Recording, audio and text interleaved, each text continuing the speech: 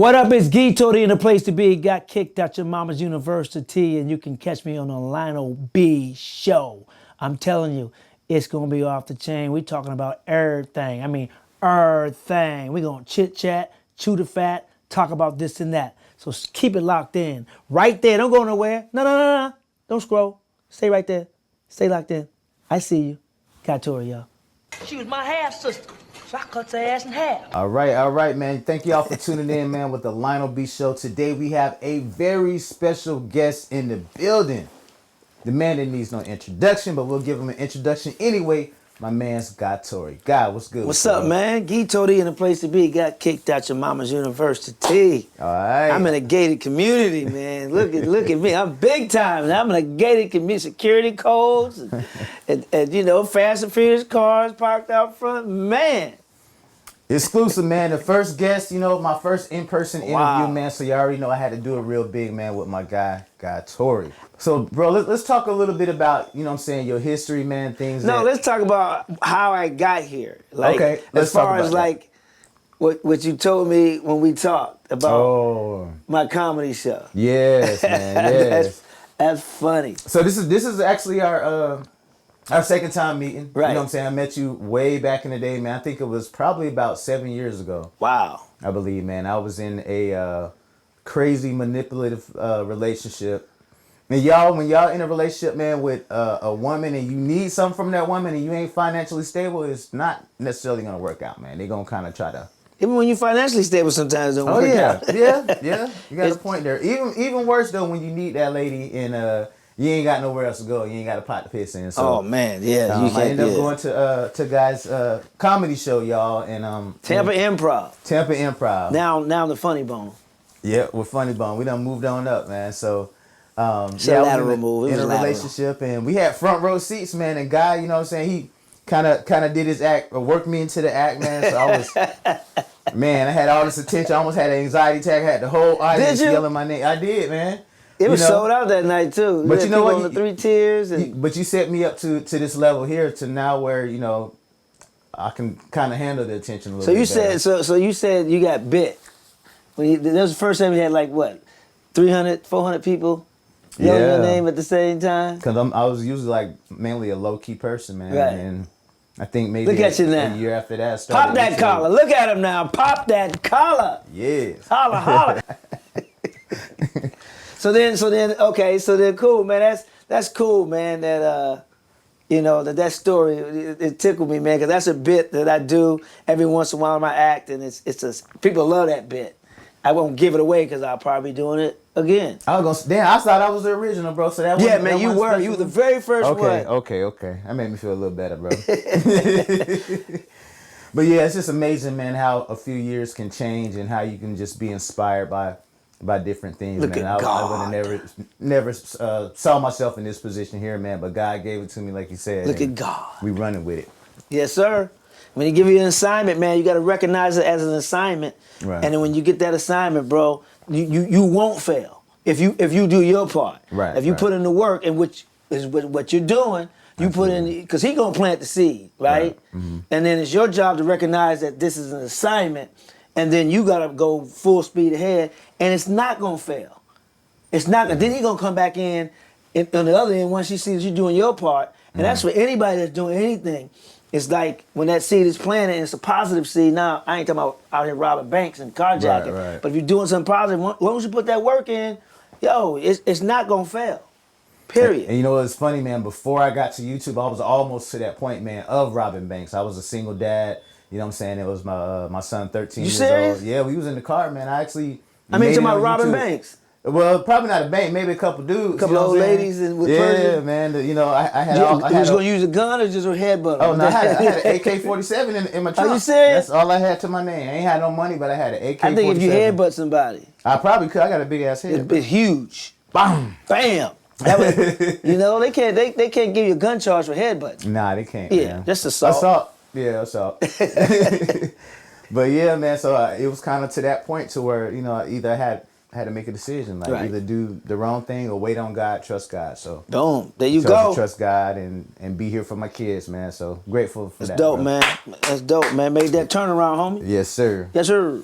Now, speaking of like, coming up and doing things like that, man, like you've been in the comedy game for what, 30 years now?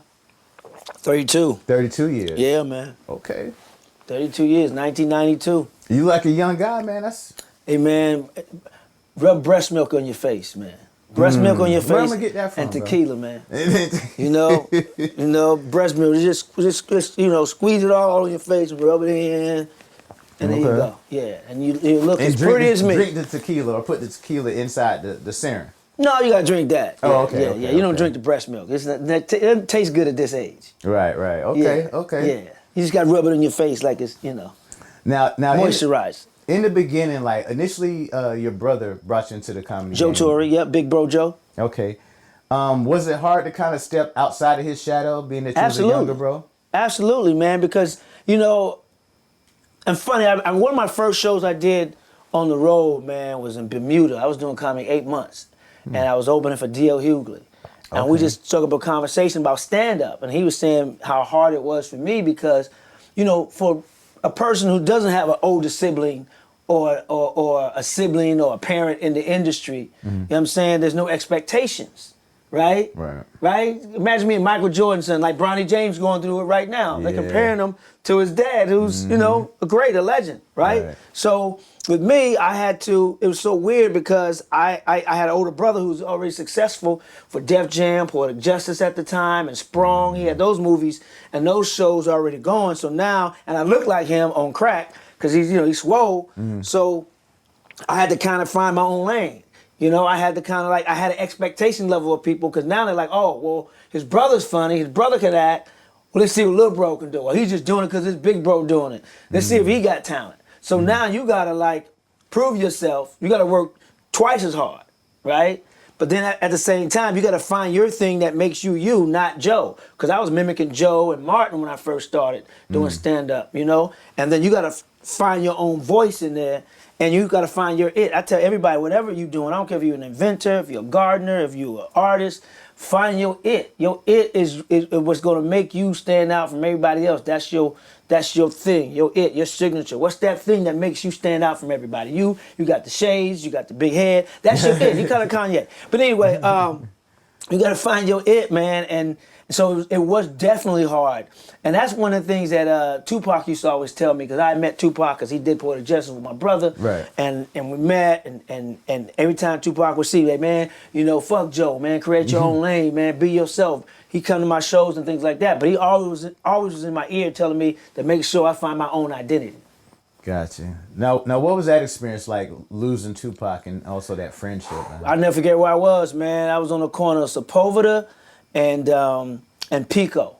I had made a stop at this hardware store. I don't know why, but I was listening to the radio, man, and I just sat in my car for like an hour. For like an hour, bro. Like whoa, cause he, like I said, he used to come to the shows all the time, man, and he loved comedy, man. So when I heard that happen, I was like, wow, it was devastating. And I know you talked about on a previous podcast, man, that he wanted to hang out with you in the Rolls Royce one day. Well, right. Well, he wanted me to hang out with him. Right. He was Tupac. Let's keep it 100. Now, did you really feel like there was going to be some drama? Well, that going was on? a height of the East Coast West Coast, feud, man. And we was at the House of Blues. I think we just come from a concert. I want to say it was LL Cool J and the Fugees. I think it was. But after the concert, man, he was like, "Yo, what's popping?" And he was in his Rolls Royce drop top, and I told him about this club called Peanuts that was in LA. It was a lesbian club, but they had some baddies in there. Yeah, some baddies was up in there. Man, you ain't gonna get lucky in those clubs like that. That's what I was thinking. If you weren't famous, they weren't letting you in. Like first time I went with an NBA player. I ain't gonna put him on blast, but we went, and because he was an NBA player. They let him in and went in, and some of the baddest women was in there, man. And I was like, man, I can't. I'm in a club with my dick don't mean anything up in here. Do they even have a men's restroom in this? I mean, I was like that, and it's like it made me look like, man, I ain't never mistreating a woman again. I'm like, is this what we turned them into? Losing them all, man. And there was some baddies forget dimes. There was some quarter pieces in there, 15 cents in there. But man, and I told him about that, and he said, oh, let's roll. And then at the time, I was like, He had no security. Dang. Drop top Rolls Royce in LA, height of the West Coast, East Coast Fury. Outside. Man, I was like, man, I got a little breezy. You know, I ain't say breezy because it wasn't out, but I got a chick meeting me back at my spot, man. But I'll tell you where it is. You can roll. Okay, I got you. Cool. But I wasn't about to do that. So that was probably what, maybe a year or two before he got. That had to be killed, 90s. Right? I want to say 90. Late 95, 96, okay. Somewhere in there. Yeah, Because I started Fat Tuesdays. So. He used to come to Fat Tuesdays, right? Fat Tuesdays was my comedy night. The documentary that's on Amazon Prime right now. Very good documentary. It was. Thank you. It was across the street from the House of Blues on Sunset Boulevard. Wow. And this happened to be a Tuesday night, but I had one of my boys host it, and I went to the concert. And so it was had to be 96, and I think I had moved into the bigger room at that point. So it had to be late 90s, 95 or early 96. Okay. Man, that's tough, bro. I know that was definitely tough losing him and then him showing so much love and admiration for your comedy and also inspiring you as well. Yeah, man. The gangsters love comedy too, man. They love to laugh, man. You know, they need to laugh. We all need to laugh, especially you black, man. Right. My white friends always ask me, why do black comics, why do they shows do so well? Because black people have been through the most, so we need to laugh the most. Oh, yeah. So that's why we're as funny as we are, and that's why audiences flock to us. That's real. Period. We be having a lot of trauma to get through and a lot to laugh at, man. Yeah. That's real.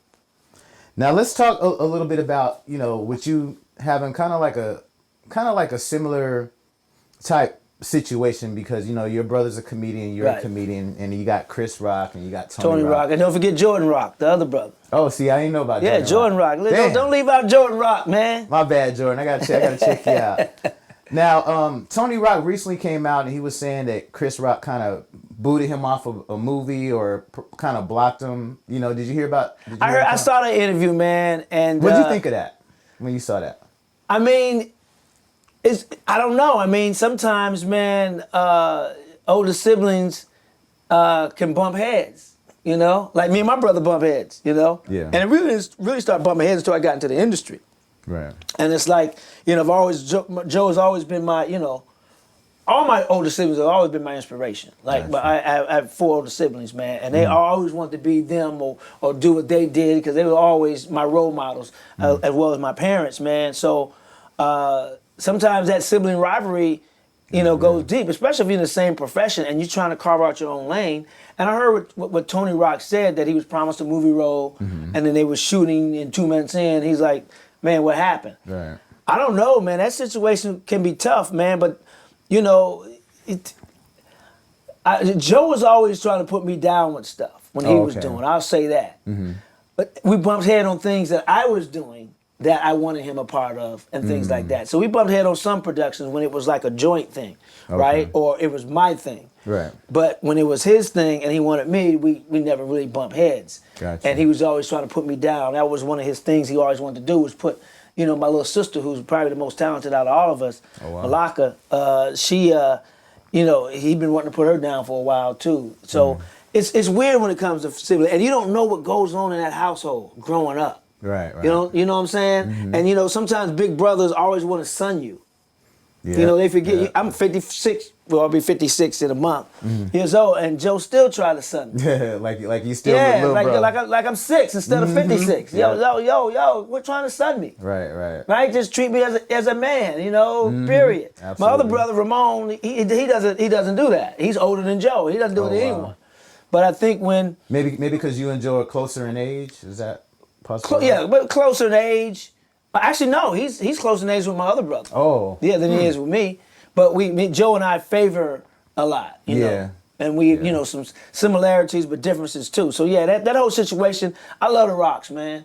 Like I love the Wayans, man. They're talented families, man, that help pave the way for me and the generations that coming behind me, man. So I hope they work that situation out. I mean, I know they're cool because I know when I tell you, I mean, when Will Smith, did what he did at the Oscars, man. Yeah. Tony Rock was like, yo. He wasn't playing. Tony Rock was riding. Tony Rock was hot. Right. Like, yo. I remember we had a movie premiere, a screening for Back on the Strip, Chris Spencer's movie that he directed, his directorial debut, man. And Charlie Mack was there. Charlie Mack is the first out of the limo. And he went to talk to Tony, I'm sorry, went to talk to Tony about what happened between Will and Chris. And Tony was like, man, I want no part of you. No, get away from me. Go on with that book. I mean, Tony was riding for Chris. I ain't gonna front. He was riding for him. Yeah. I saw it with my own eyes. Not that I heard. I saw it. He was riding for him. That's usually how it is, man. Siblings, we have each other back, or we can beef, but don't nobody else beef with them. Right. You know what I'm saying? Right. We don't play them. Yeah, that's real, man. So, that's crazy, man. Yeah, and definitely, hopefully they can work that out, man, because that came as a shock. I never would have expected to see Tony Rock come out and reveal, or even know they would have those type of issues in their relationship. It happens, man. Families fight. Brothers fight, man. It happens. It's part of it. Cain and Abel. I mean, you go back to the Bible, man. Cain killed Abel, man. Come on, bro. It ain't nothing new. So how did Joe feel about your role on Life? I know he was like, man, that's a huge opportunity. You working with these big legends. I mean, I'm sure he would have loved to be in that spot. You know what I'm saying? What comic wouldn't have wanted to be in that spot working with Eddie Murphy, which he had worked with before already, Martin Lawrence, who was his boy, Right. Bernie Mac, who he had toured with on the Def Comedy Jam tour, Right. and everybody else in that movie, man. That was a blessing, man, because I was like, whoa, that was like a dream team almost, man. You said you had a lot of fun on set, man. That was like one of the best sets. Eddie Murphy made it, first of all, comfortable for us. He made it comfortable for us on that set, right? And Bernie Mac kept us entertained. You know, Bernie Mac would tell these stories and these jokes, man, that kept us all. Usually, when they done with a scene, especially the stars, they go back to the trailers and wait for the next scene to be shot, set up, and then shot, right? Not on Life. Really? Bernie would be there holding court, man, telling stories and have us in stitches, bro. Stitches, man. Rest in peace to the Mac man. But I'm telling you, that was the most fun I had on any set. So before they say action, y'all just having fun, man. It's like a party every day. Yes, man. That was a fun set, man. Now, I noticed with Life, man, it seemed like Eddie Murphy, his character was different, man. It was more kind of like street. Like some of the stuff he was saying was funny. Like when he was like, say, look, clock, and I'm about to tell these niggas. He's a natural, bro. Yeah, like where did you think he drew that inspiration? Because it seemed like he was kind of more in a bubble. Like he wasn't like out in the streets like regular people. Where do you think he? Eddie's everywhere. Yeah. Trust me. Oh, he have ears and eyes on the street. I remember I used to come to set when we were shooting Life on Wednesday morning after I'd done a Fat Tuesdays. And I'd tore somebody up in the audience. And he'd be like, yo, man, I heard you got on a nigga's ass last night in the audience. I'm like, huh? He wasn't even there that time, because he's come to Fat Tuesdays a few times. But yeah, so yeah, he got ears and eyes everywhere, bro. But he made that set very, very comfortable, man.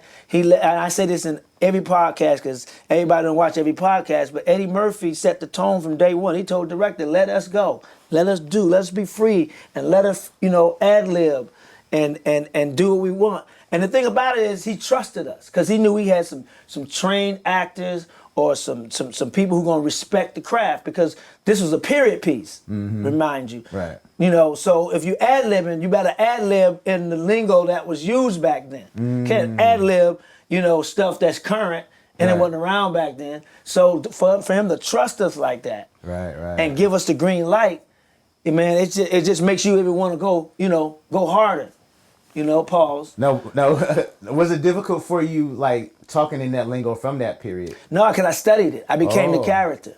I listened to a lot of 40s music, a lot of Count Basie, saw a lot of movies with Lena Horne and a lot of Cab Calloway songs, and to learn that era, what the slang words were in that era. And it was from the South, so I had, my dad from Mississippi, so my mom from South Carolina, so you pick up a little bit of that, a little bit at the same time, and you just mix it in. So I had a few weeks to study the role and get immersed into, the world of the 40s. And then I looked at movies about being in prison. I've been to jail, but I ain't never been in the prison. Right? So it's like, I watched a movie like Cool Hand Luke that took place back then, and what it was like being on a prison farm. So you gotta know all that. You gotta and when you know all that, then you go in confident and you just play the role. You don't have to act. Gotcha. You just have to be. So, with Eddie Murphy giving us the green light to ad-lib, and me already being immersed in that culture and the South and prison life, then it made that road easy for me. So who came up with the idea of the Boom Boom Room? Because that went really popular. Everybody's talking about the Boom Boom I don't Room. know I can't remember if it's in the script. I still have the original script too. Wow. So I can't remember if it's in the original script or Eddie Murphy his ad libs. He's probably the greatest of all time in improv when it comes to movies and TV shows and things like that. He's got to be, the greatest. Because I mean, you see what's on the page and you hear what come out of his mouth, and it's like, wow. If you look at the DVD series, I know a lot of people don't have DVDs anymore, but when DVDs were popular, I had the Shrek DVD. And the Shrek DVD, man, you look at the bonus footage, it has Eddie Murphy in the booth doing the lines for Donkey. Right.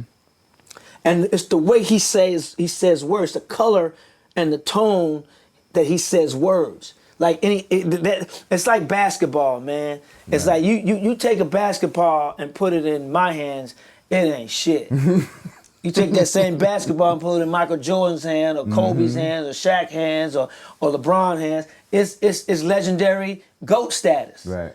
Right? So you amazing. take those words on a page and give them to me. I may say it funny in a nice way, but Eddie Murphy put that thing on it. He put that thing on it, man. Secret sauce on there. Man, he put that thing on them words. Man, that's amazing. Yeah. So it's really more about like identifying with that character. You got to. You go in there. Because you can't play a role if you don't believe in who you playing or what you playing. Right. Our camera don't lie. It's in the eyes. True. Camera don't lie. You studied Denzel Washington. He one of the best at it with acting without saying a word. Yeah. Cicely Tyson. She was in life. A lot of people don't know that. I say it all the time. She was in life. She played Eddie Murphy's mom in life. And She was cut out of there though. She was cut out of life. But when we shot those scenes, man, her face and her eyes told the story without her saying anything. I almost missed my line because I was so, just into Cicely Tyson, man. It's like, whoa. Wow. Powerful. Her presence and just her energy was sick. So you're thinking she was cut out because it would have made the movie go in a different type of direction? Yeah, which I disagree with. I thought she should have stayed in the movie. I think some of the notes I heard was that she slowed the movie down a little bit, but that's not a bad thing. She grounded it to me, and not slowing down by her performance because it was so dramatic. But I thought that movie needed that. I thought it needed, and the director wanted her in it. It wasn't the director's choice to take her out of it. It was producers. Oh, okay. But Cicely Tyson, man, her speech, it made Eddie's character human. It humanized him, right? When you saw he had a mom and he came from good stock, Right. It humanized him and grounded his character, which I thought, the movie needed that moment in it. And then go on the rest. I mean, it's a classic. Because they didn't really go into his character much. He just seemed like just a common hustler. Exactly. And then and you didn't really care for him, but Right. he's Eddie Murphy, so he was funny. You're there, but when you add Cicely Tyson in there, it would have grounded. Because I'll tell you this, I saw some of the dailies. Dailies are when they shoot a movie and then they edit it down and then they bring it and you can watch it. It's called dailies, right? So we saw some of the dailies one day on those scenes, and there's a scene where her and Eddie Murphy go off and talk about why you in here and my daddy's watch and man, some of the best dramatic acting I've ever seen Eddie Murphy do. This is before Dreamgirls, right? And I said, man, but comics, man, comedians, man, we make great dramatic actors if we calm down our comedy ego. So we're dark people anyway. On the inside, that's why we do stand up. Right. We're fucked up. We're fucked up. And we do comedy to bring light to those fucked up situations. Got you, man. So you think that's why some of the legendary comics, from back in the day, some of them had like bad situations happen? Yeah, bad situations. The drugs took over. The alcohol took over. I mean, we drink for free, man. First of all, we drink for free. And then, especially back in the 70s and the 80s, cocaine was everywhere and alcohol everywhere. And them demons that we already have, man, that cocaine and those alcohol feed those demons. Yeah. I've never done cocaine, but I drank a lot. I ain't gonna front. I got you. It's free. So I'm black. We love free shit. So how do you balance that, man, between career and God, God? Period. God got to ground you. I know that's right. I hate being humble, but but God wants us to be humble, so I'm working on being humble. I ain't there yet, but I'll be humble one day. I'm getting there because once you think you humble, you're not. So it's a goal I'm working on. I don't say trying. I'm working on being, but I'm only humble because of God. Because if it wasn't for God, man, my resume is crazy. But God keeps me humble. Because my resume is crazy. Where I've been and who I've met and what I've done, sick, legendary. But God keeps me humble. I can imagine that. I don't keep myself humble. He keeps me humble.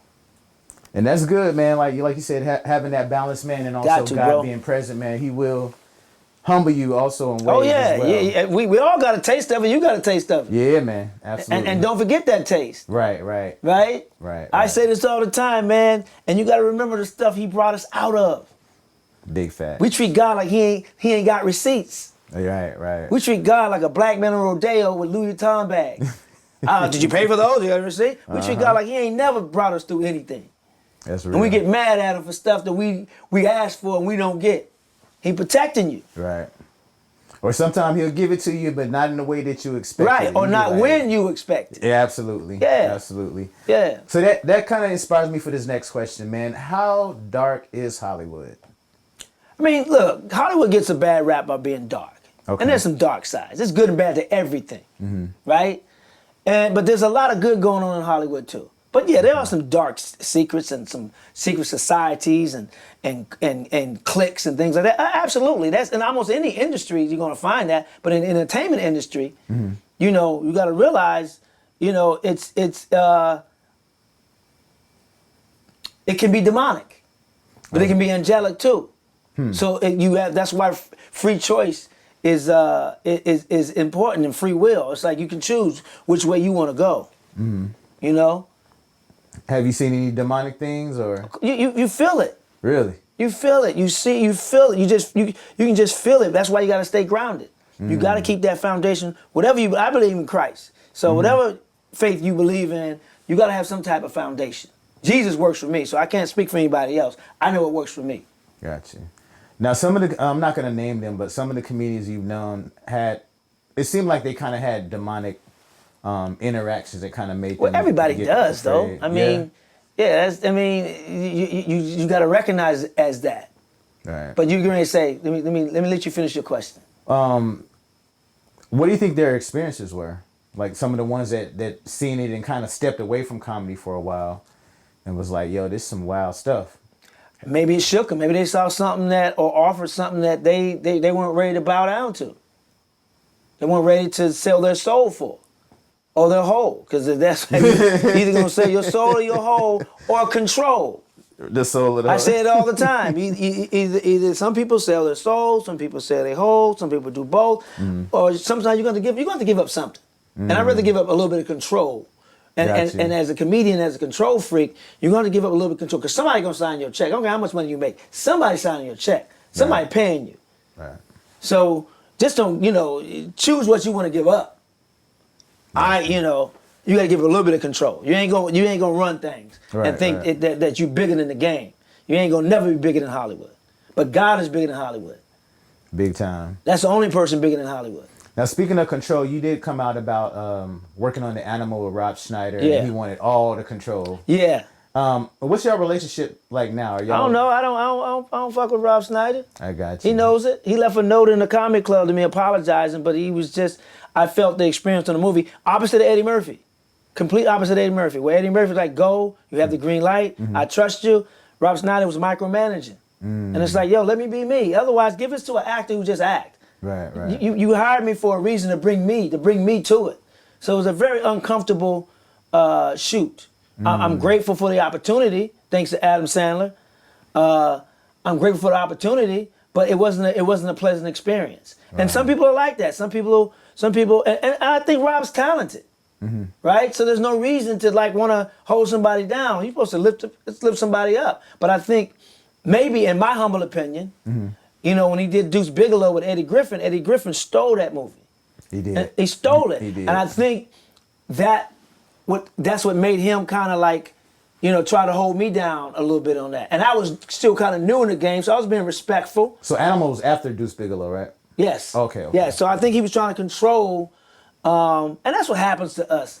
black people in a lot of industries, man. We're so creative and so resilient and so talented that insecure people want to hold us down and handcuff us or tell us to tone it down a bit. But, you know, we can't help God blessed us. That's real. Real talk. It's in every industry. I mean, for years. I mean, products out there have been invented by black people, but we don't get the credit for it. Right. Come on, man. We But bring, what happens we bring in sauce everything. to everything, man. It's sauce to everything.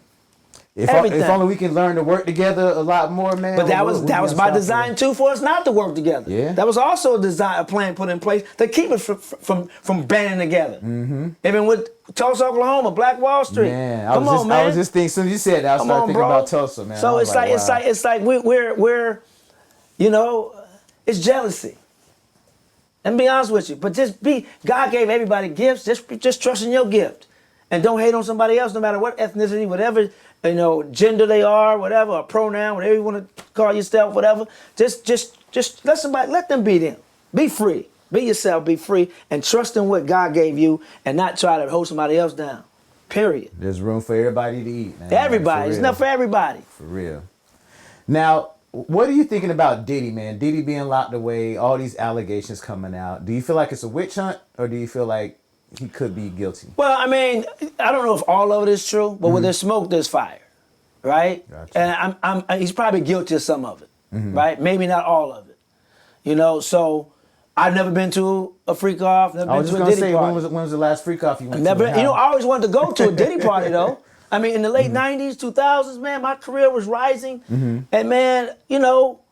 You want to be on the list, because when you go to those parties, man, you see your peers, you see people you grew up on, and you want to meet, you know, somebody, an actor that you grew up on, or a singer, or an athlete, man, and say, man, and they enjoy your work too, which is amazing, because it's like crazy when someone that you were a fan of becomes a fan of yours.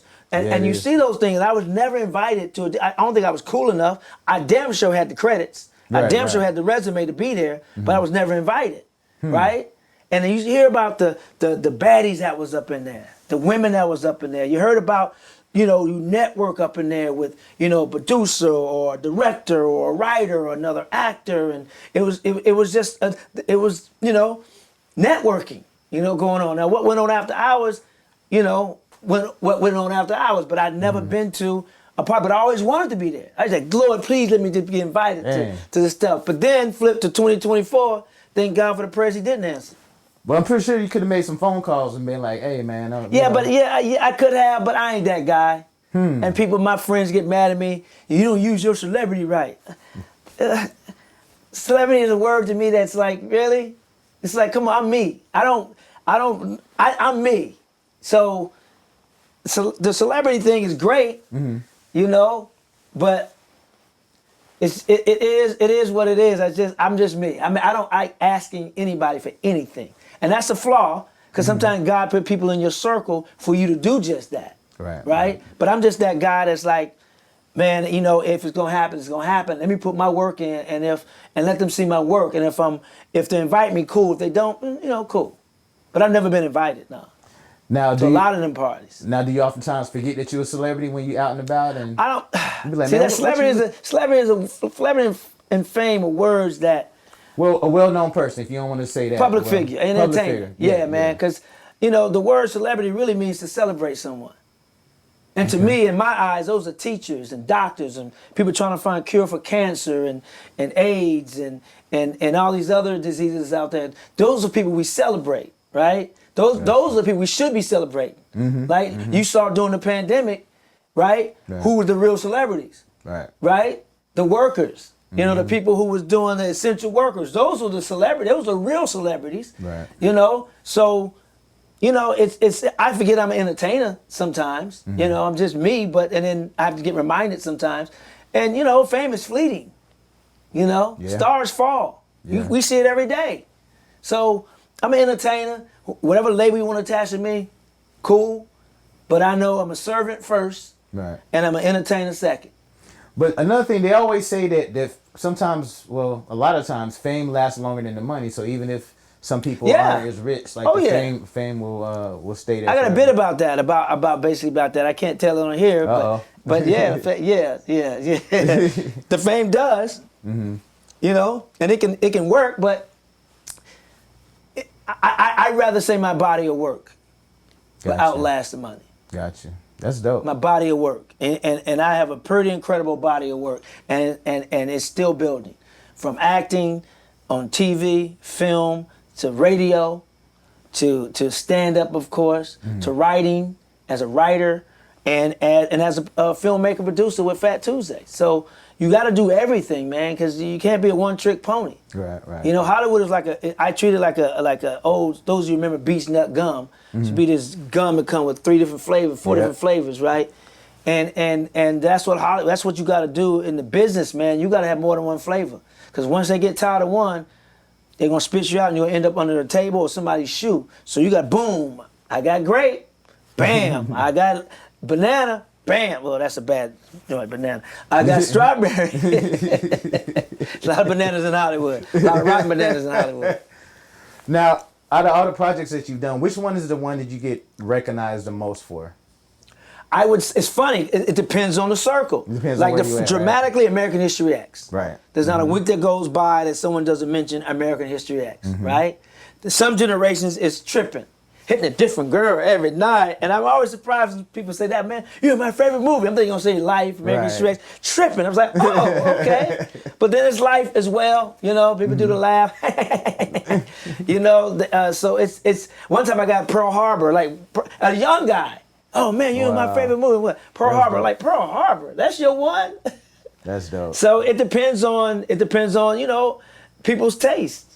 You know what I mean? So I think that's it's not just one that I get the most. But if I say what I do get the most, I take that back. Is American History X, because I think that was the most important film that I did.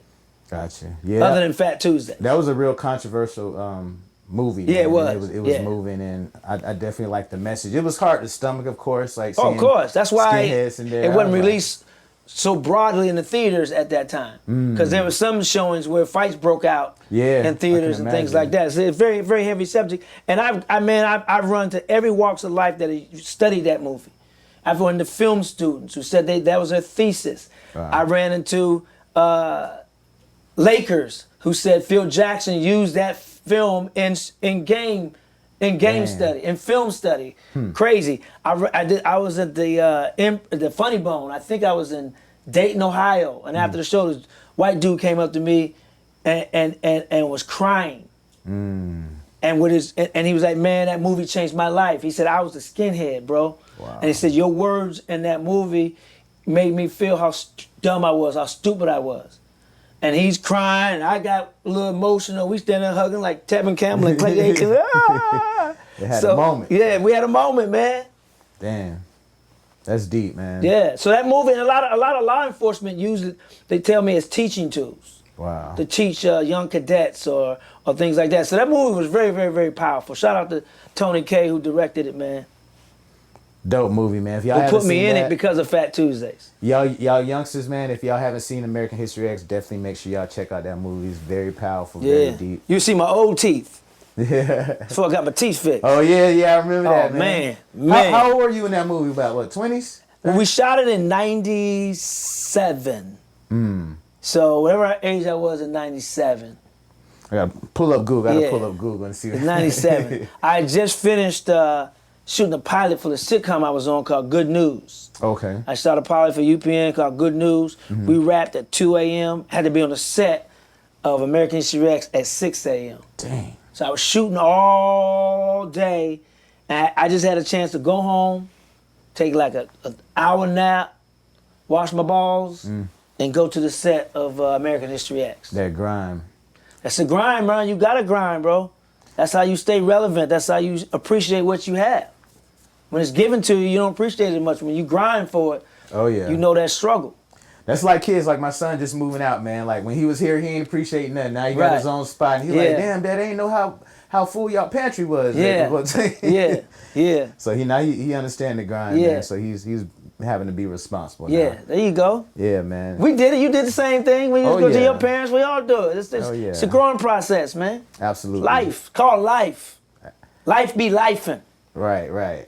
Now, are you tired of hearing those lines from life, man? No, man. Nah. Absolutely not, man. It's if somebody can remember a piece of art that I did, I'm not gonna get mad at it. That's what's up. That's a blessing. That's like, man, I created something, a line or a way I said a line that's memorable. Why would I be mad at that? Right. Why do I not want to be known for that? Nah, man, like I said, I studied that era, when I did life. So all that work I put into it worked. So I'm not gonna be mad at someone who says a line or wants to take a picture, as long as you're respectful. Right. I don't mind. It's an honor. Now, how do you feel about some actors or comedians denying people pictures and photos and all that? I can't speak for them. I can't speak for them, but there's a way to do it. Right. It's a classy way to do it, to ask, or sometimes some people just not in the right mood. Like with me being a stand-up, I used to go out and take pictures all the time after my shows. But what happens sometimes is with our people, we can be a little aggressive. Oh man, I've been Me Too'd a lot. Damn. Taking pictures. I've had women grab my dick, grab my ass, put their tongue on my ear, and they man standing right there. Putting me in compromising situations. And he mean mugging me. And then sometimes, you get the guys who've been drinking Hennessy and smoking weed and they talking to you and they spitting on you, man, you funny motherfucker, you funny, man, take pictures. Or some guys who are hating, man, or some women, you shorter in person, you look, sometimes they say you look better in person. Sometimes you get the good and the bad. And then sometimes you can catch it, like on a show, on a night where I have two shows, what used to happen is I used to go out after the first show, take pictures, and it can be draining sometimes. Because you're smiling, you're dealing with all this, and you got a whole nother show. And you're really trying to come down after the first show emotionally. Because on stage, I let it all on stage. I leave it on stage. Right. And I need time to come down. Right. I need to relax, gather myself. Because sometimes, that's why I don't understand in sports, why somebody in a boxing match or somebody just loses a Super Bowl or World Series and you stick the camera in the loser's face and a microphone. You don't give them time to come down after I just got my ass whooped or after I just lost a World Series or an NBA final or a Super Bowl. You need time to come down and process that before you all in my face with an interview on the losing side. With stand-up, because we're dark people and we just bared our soul in front of everybody, we need time to come down first and then go out and take pictures. Or somebody else just don't at all. So I used to love going out and thanking people for coming. Wasn't selling anything. Just like, hey, thanks for coming. I appreciate you. You bought a ticket. You bought food if you got a comp ticket or whatever. But then I realized that it was draining me, and my next show dragged a little bit until I got energy again. Until you got it back. So sometimes you got to protect yourself, and sometimes you catch people colds. People have, before COVID, you taking pictures of people talking on you and spitting on you and shaking hands. Damn. Now, next thing you wake up next morning. Right. You got to protect your instrument. Raw as hell. And then with COVID, that's why you had to, that's when I stopped going out. Is after COVID, because I got to protect the instrument. Oh, yeah. For other shows. It seemed like, man, oftentimes people forget that that you guys are human. And they have. Shit, I forget emotions. I'm human sometimes. but yeah, because people, and it's flattering that they want to take a picture. Yeah. It's humbling that they want to take a picture. So we don't poo-poo it, and but there's a sense of entitlement sometimes that comes with, the audience goer. You know what I mean? Like, well, I bought a ticket, you owe me. You paid for what I just gave you. Now, I don't mind taking pictures, but that's not part of the job. Period. Right. Part of the job is whatever amount of time you got to do in stand-up, whether it be 10 minutes, 15 minutes, 30 minutes, 45 minutes, hour, whatever. Right. That's got to be tough, man. I know there's he's not a comedian, he's an actor, and he always get put in the news for, rejecting fans and all that. Who's that? Mackie, the guy that was in... Anthony Mackie? Yeah. That's my guy, man. Yeah. Very talented actor, man. Why he reject everybody, man, for photos? Some people just ain't people. Some people ain't people. Not that he's not a people person, because Anthony Mackie is mad cool. But some people are standoffish. Some people are germaphobe. Like I'm a germaphobe. Yeah. Okay. Sometimes it's just it's not your thing. If it's not your thing, it's not your thing, and you're not obligated to take a picture. You're not obligated. Right. It's not part of the job. Now, if you are hired to do a book signing or to take pictures, then that's part of that job. Gotcha. Right? But out in public, it's not a part. It's so you can say no and it's okay. Right. Okay. There's a way to say no. Right. But at the same time, and you don't know what people are going through. True. And vice versa, because sometimes somebody may be having a bad day and you're their favorite actor or singer or athlete, and maybe taking that picture with them may make their day. So it's change their life, possibly. Change their life. Yeah. So it's on a case by case basis to me, but I can't speak for anyone else. That'd be ill for me to do that. Gotcha. Now, as far as Jamie Foxx, it's okay to ask you some questions about Jamie. Now, Jamie, he did a Netflix special, and he kind of went in on Diddy and TD Jakes. Well, I mean, every comic is good. I mean, with comedians. Right. And depending on the type of comedian you are, you're expected to comment on what's going on in pop culture or the news or politics. If you're that type of comedian, some comedians, they stay away from it. They don't touch it. I'm a comedian that talks about shit that's current. And when someone comes to your show and they know you're that type of comedian, they're expecting. They want to hear what you have to say about that. Absolutely. They want to hear your point of view. We want to hear that from Chris Rock. We want to hear that from Guy Torry. We want to hear that from Dave Chappelle. I want to hear that from Jamie Foxx. If you're that type of comedian, right? Kevin Hart is a storyteller. He don't really get into politics and bash people like that. That's not his style, and it's okay. That's just not. He's great at what he does, and some people are great at what they do. So of course Diddy and everybody that's in pop culture is going to be if you're that type of comedian, is going to make the news. So Jamie's special was a special. Because a lot of specials ain't really special anymore. Nigga on the corner can do it special. So, Jamie's special felt special. There's a lot of them out there that are great specials. Don't get it twisted. I'm not saying the rest of them are junk. No, because I've never done a special. I did a DVD thing, but that wasn't a special. Jamie's special it had levels to it. It was like an airplane.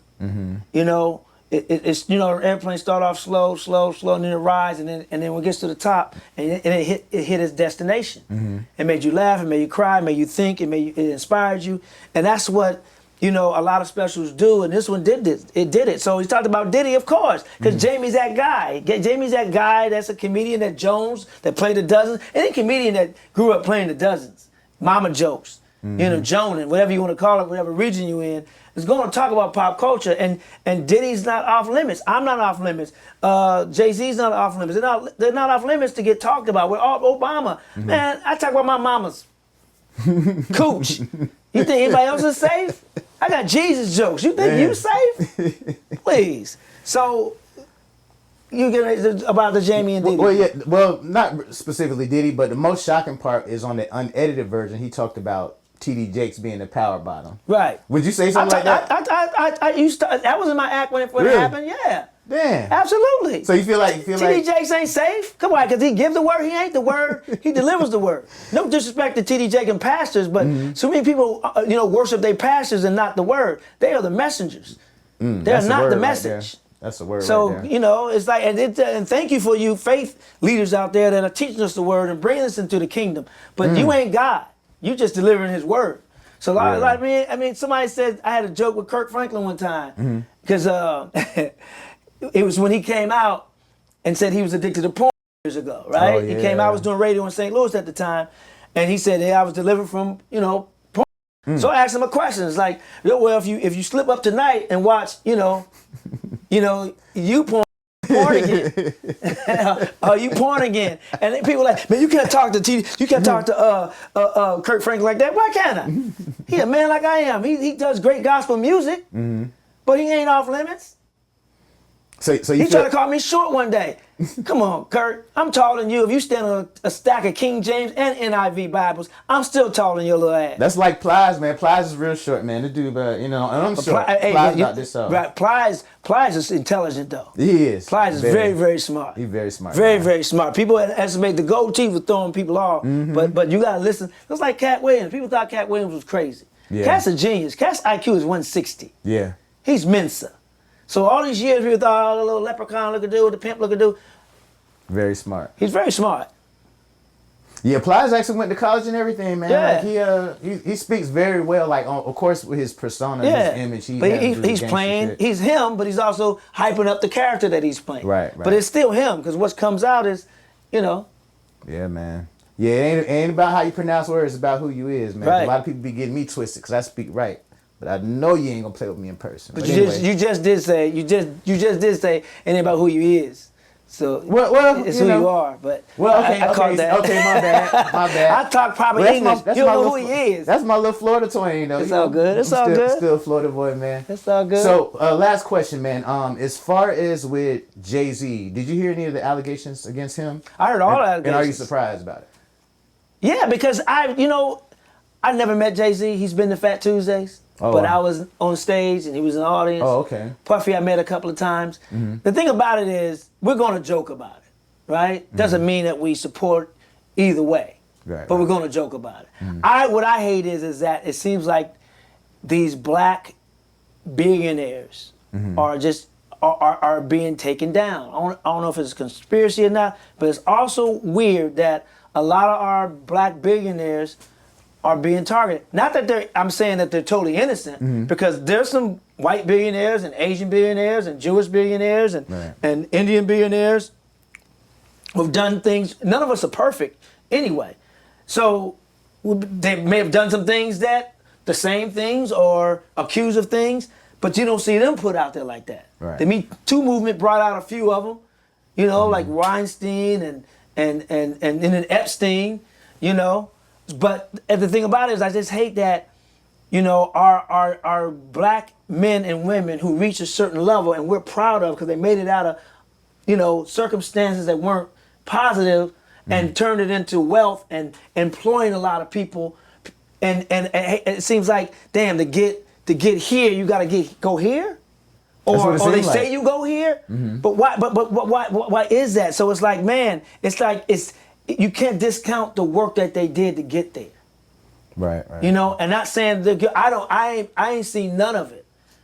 But so I don't know either way if it's right or wrong. I've heard people, say they experienced it and say they saw it or been a part of it. I ain't see it for myself. I wasn't there. But I just hate that when we get powerful black people in positions, man, they get, and even if they're guilty, like, damn, man, we wanted to say we got there because of the hard work and our talent and prayers, not because of some favors or, you went through some door or you're in some society and whatever like that. It's like, no, let's not discredit the talent that got them there. And the people that ain't. That's why this cancel culture is whack. Somebody do one thing wrong and you want to discredit their whole career.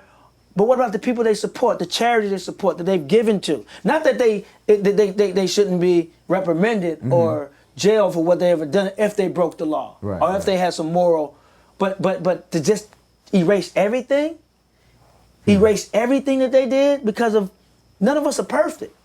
I done made a lot of flaws, a lot of mistakes. I ain't perfect by any stretch of the imagination. And if I tell a joke that's off color and make a comment that's off color, and the charities I support, I volunteer with the homeless and give back to the homeless and all that, and you just would discredit all of that? Come on, man. That's people who are evil. Now, allegedly, there's a lot of celebrities that's going to be on those Diddy tapes. That are on those Diddy tapes. Are you going to be shocked when you see some of the names that come out? Nothing shocks me these days, bro. Man. Nothing shocks me these days. I've been on this earth for 56 years and, come January 12th. And I've seen a lot. I've traveled a lot. I've seen a lot. I've heard a lot. I've read a lot. I know a lot. So, again, so a lot of stuff no you just perfect. keeping inside. Yeah, you won't see me on no Diddy tape. I know one person you won't see on the Diddy tape because I wasn't invited to the party. There you go. And thank God I wasn't invited to the party. I wasn't cool enough. So you probably already heard through the grapevine some of the people that was on the tapes. Nah, I haven't actually. But you ain't gonna tell us no way. No, here's the thing, though. Here's the thing. I'm in Hollywood. I'm not of Hollywood. Gotcha. I'm in Hollywood. I'm not of Hollywood. I don't hang out in the circles that a lot of people hang out in. First of all, I travel a lot. I'm on the road 40 weekends a year. Okay. I'm gone. I'm only in LA 150 days a year. Right. I live there, but I'm only in LA 150 days a year. 50 of those days are travel days, so they're half days. I'm either flying in or flying out. So that's not a whole day. Another 50 of those days are days that I'm either working, either shooting something or working on an audition or just at a comedy club or something, right? Another 50 are all my free days. So I really only have 50 free days in LA. And at that point, I just want to rest. Traveling is taxing. I bet. Yeah, man. I fly about 250, 300,000 miles a year. So and at this age, you know, it takes a toll on your body. So I just want to chill, smoke a cigar, relax, you know, watch a series. Man, you got more energy than me. You like 12 years older than me, man. You got more energy than me. You look older than me, though. You got to get that breast milk on your face. Stop it, man. You got to get that breast milk on your face, Stop it, man. See how we brought it back around from the beginning? Look, my cameraman thought I was in my 30s, bro, so. That's a damn lie, man. So it's you and your brother, man. Are y'all planning on collabing on any projects? Yeah, man. At first I was fighting, and I ain't gonna lie. A lot of times it was me because we just didn't get along. I know. I heard about that. Yeah, I mean, I'm honest with him. Man. I'm open about it. Man. I love my brother, man. But that don't mean, you know, I have to like him, but I love him. You know what I mean? We butt heads. It's two alpha males. You know. Yeah. So the thing about it is, you know, I was close to it for a long time. And me, I'll take the hit. It was my fault.